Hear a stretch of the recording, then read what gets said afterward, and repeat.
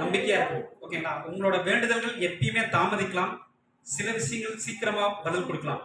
தாமதிக்குது அப்படின்னா ஆண்டவர் உங்களை குறிச்சு அதை விட நீங்க என்ன எதிர்பார்க்குறீங்களோ அதை விட அதிகமா கொடுப்பார். சூப்பரா சொன்னீங்க, சூப்பரா சொன்னீங்க சிஸ்டர். தேங்க்யூ.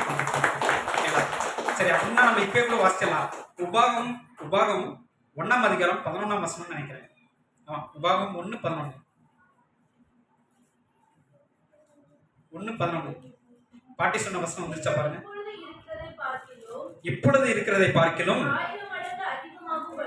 1000 மடங்கு அதிகமாகும்படி உங்கள் பிதாக்களின் தேவனாகிய இயேசு கிறிஸ்து கர்த்தர் சொல்லியபடியே உங்களை ஆசீர்வதிப்பாராக. நீங்க இப்ப இருக்கிற மாதிரியே இருக்காது. உங்களோட காலங்கள் வரும். அதுக்குன்னு நான் ஒரு குறிச்சிருக்கிறேன். அதுக்கு தான் முன்னாடி ஒரு வசனம் நம்ம படிச்சோம். உன் நினைவுகள் என் நினைவுகள் அல்ல. வசனத்துல மாறி இருக்கும். நான் உங்களுக்கு புரியுதுக்காக நான் மாத்தி சொல்றேன். உங்கள் நினைவுகள். நீங்க நினைக்கிறது நான் நினைக்கலப்பா.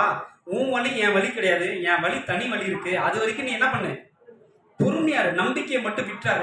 உன் நம்பிக்கையை சோதிக்கிற மாதிரியும் இருக்கலாம். ஓகேங்களா? விட்டுறாத. அப்பதான் சாத்தா வந்து சொல்லுவான், பத்தியா நீ பத்தியா நடந்து போயிட்டு இருக்க, உங்க அந்த பக்கத்து வீட்டுல ஒரு காசு வச்சுட்டே இருக்கான்ல, அந்த காசை நீ திருடிட்டு வந்தீங்கன்னா இப்போ உனக்கு நீ என்ன வாங்கிடலாம், சைக்கிள் வாங்கிடலாம், கார் வாங்கிடலாம். இப்படி நிறைய உங்களை தூண்டுவான், ஆசையை தூண்டுவான். ஓகேங்களா? அதையெல்லாம் விட்டுட்டு நான் நீதிமானாவும் நேர்மையாகவும் இருந்தேன் அப்படின்னா கண்டிப்பாக ஒரு நாள் அந்த பலன் கிடைக்கும். நிச்சயமா எனக்கு கிடைக்குதோ இல்லையோ, எனக்கு பின்னாடி வரக்கூடிய என் குடும்ப பிள்ளைகளுக்கு என்னக்கும் கண்டிப்பா கிடைக்கும். ஓகேங்களா?